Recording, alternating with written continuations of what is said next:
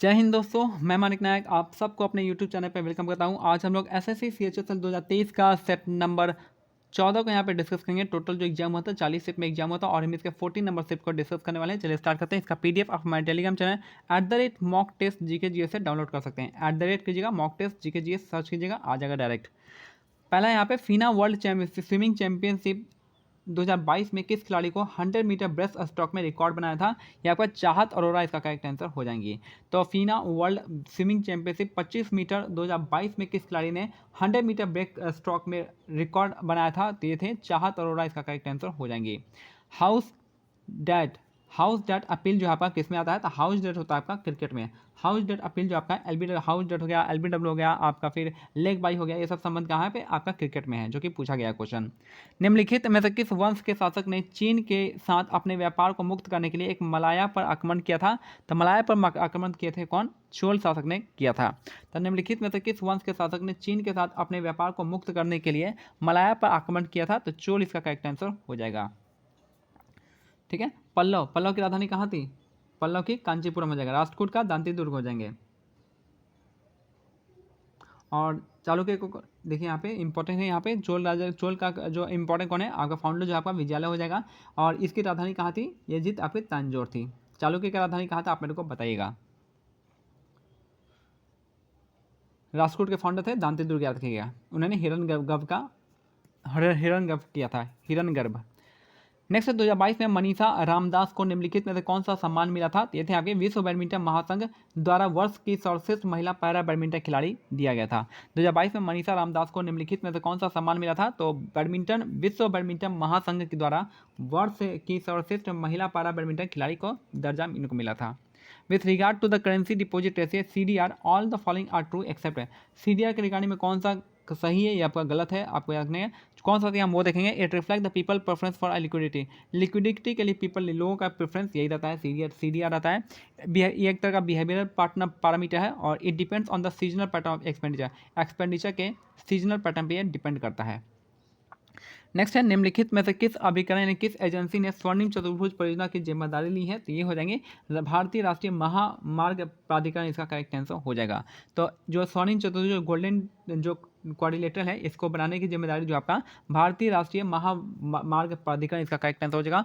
और याद रखिए जो गोल्डन कोऑर्डिनेटर में जो नॉर्थ साउथ और ईस्ट वेस्ट कॉरिडोर है, उसकी जो मिलता है वो कहाँ पर मिलता है? तो ये आपका झांसी में मिलता है, याद रखना है। नेक्स्ट है एबनी, महोगना और रोजवुड के पेड़ किस प्रकार के वन से हिस्सा है? तो ये आपका उष्णकटिबंधीय सदाबहार यानी एवरग्रीन फॉरेस्ट का पार्ट है ये। तो एबोनी हो गया, महागोनी हो गया और रोजवुड हो गया, ये पेड़ जो है सदाबहार वन का पार्ट है। उष्णकटिबंधीय सदाबहार वन यानी एवरग्रीन फॉरेस्ट का पार्ट है।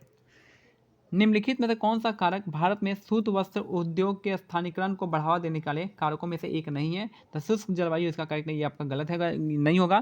बाकी श्रम की उपलब्धता है, कपास की उपलब्धता होनी चाहिए और बंदरगाह की समझता भी होनी चाहिए। नेक्स्ट है रांजू मोनी साकिया ने किस नृत्य की शैली के लिए 2019 में संगीत नाटक अकादमी पुरस्कार जीता था? तो शास्त्रीय नृत्य का करेक्ट आंसर हो जाएगा। रंजू मोनी साकिया जो है किस नृत्य के लिए 2019 में इनको संगीत नाटक अकादमी मिला था? तो शास्त्रीय डांस के लिए मिला था। शास्त्रीय कहाँ का है? आसाम का है। इनको किसने निर्माण किया था? शंकर देव ने किया था। ओडिसी डांस उड़ीसा हो जाएगा। भारतनाट्यम का हो जाएगा? तमिलनाडु का हो जाएगा। और छऊ नृत्य हो जाएगा आपका उड़ीसा वेस्ट बंगाल का हो जाएगा।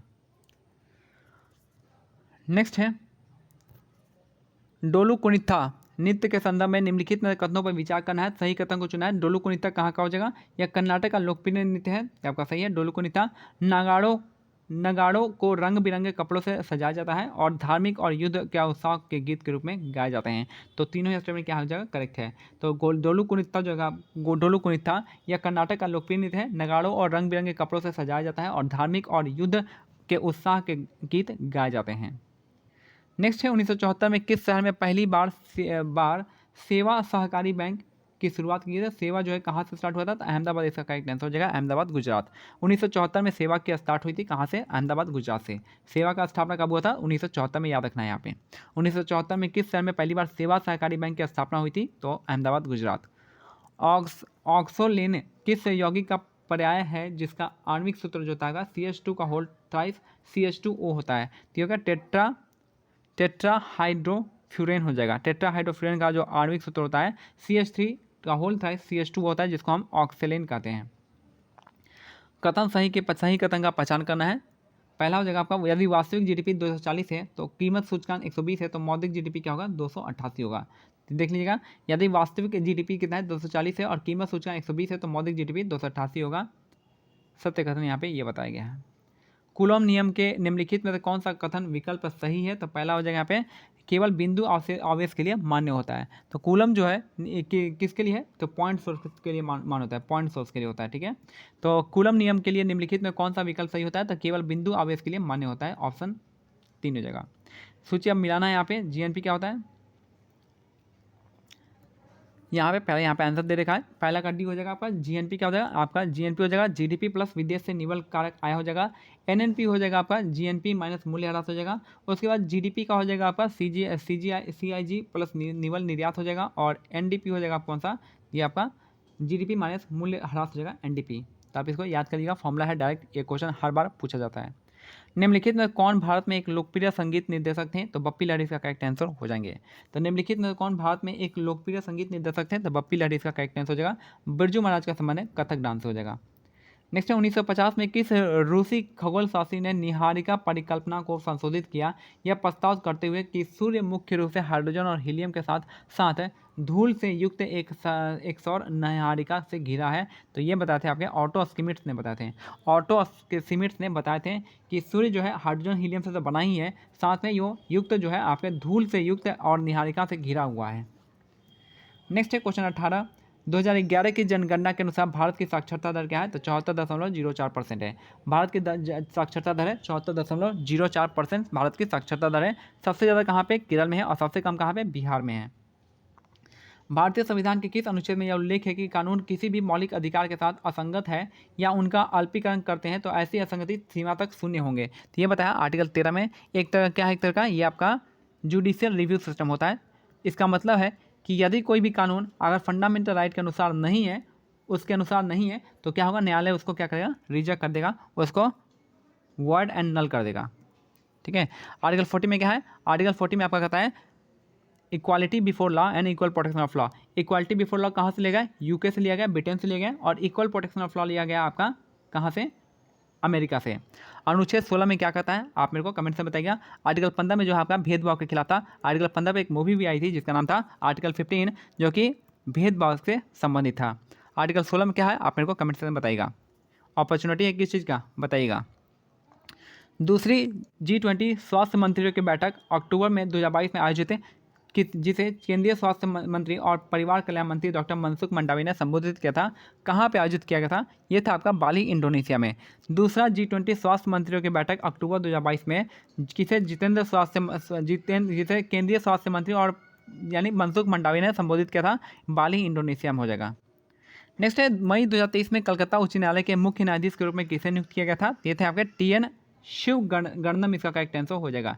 मई 2023 में कलकत्ता उच्च न्यायालय के मुख्य न्यायाधीश के रूप में किसे नियुक्त किया गया है, TN शिवगणनम, इसका करेक्ट आंसर हो जाएंगे। नेक्स्ट है किस पारिस्थितिकी विज्ञानी ने बाहरी भूखंड पर एक दीर्घकालिक प्रयोग में दिखाया कि उत्पादकता, स्थिरता, पारिस्थितिकी तंत्र के आक्रमण के प्रतिरोध और उनकी मिट्टी की उर्वरता के लिए जैव विविधता का केंद्रीय महत्व होता है। तो ये डेविड टिलमैन ने बताया था। किसी पारिस्थितिकी विज्ञानी ने बाहरी भूखंड पर एक दीर्घकालिक प्रयोग में दिखाया कि उत्पादकता, स्थिरता, पारिस्थितिकी तंत्र के आक्रमण के प्रतिरोध और उनकी मिट्टी की उर्वरता के लिए जैव विविधता का केंद्रीय महत्व होता है। तो ये आपका डेविड टिलमैन ने बताया था। नेक्स्ट है सरकारी योजना प्रधानमंत्री फसल बीमा योजना के उद्देश्य किसानों के लिए फसल बीमा एवं सेवा उपलब्ध कराना है। इस प्रकार सरकारी प्रयास भारतीय संविधान के निर्देशक सिद्धांतों के कौन से आर्टिकल के अंतर्गत आता है, तो आपका आर्टिकल 48 से आता है। तो सरकारी योजना भारतीय प्रधानमंत्री फसल बीमा योजना का उद्देश्य किसानों के लिए फसल बीमा सेवा उपलब्ध कराना है। इस प्रकार के सरकारी प्रयास भारतीय संविधान के कौन से आर्टिकल में आएगा, तो आर्टिकल 48 में आएगा। क्या क्या है आर्टिकल 48 में, एग्रीकल्चर और एनिमल हस्बेंड्री, एग्रीकल्चर और एनिमल हस्बेंड्री यहाँ पे दिया गया है। शिक्षा नहीं, आपके खेती और क्या हो गया यहाँ पे, कृषि और एग्रीकल्चर, एनिमल हस्बेंड्री हो जाएगा। आर्टिकल 45 में क्या है, आर्टिकल 45 में 0 से 6 साल के लिए बच्चों के लिए एजुकेशन के बारे में है। आर्टिकल 46 जो आपका वीकर सेक्शन के बारे में कहता है, उनके उत्थान के लिए।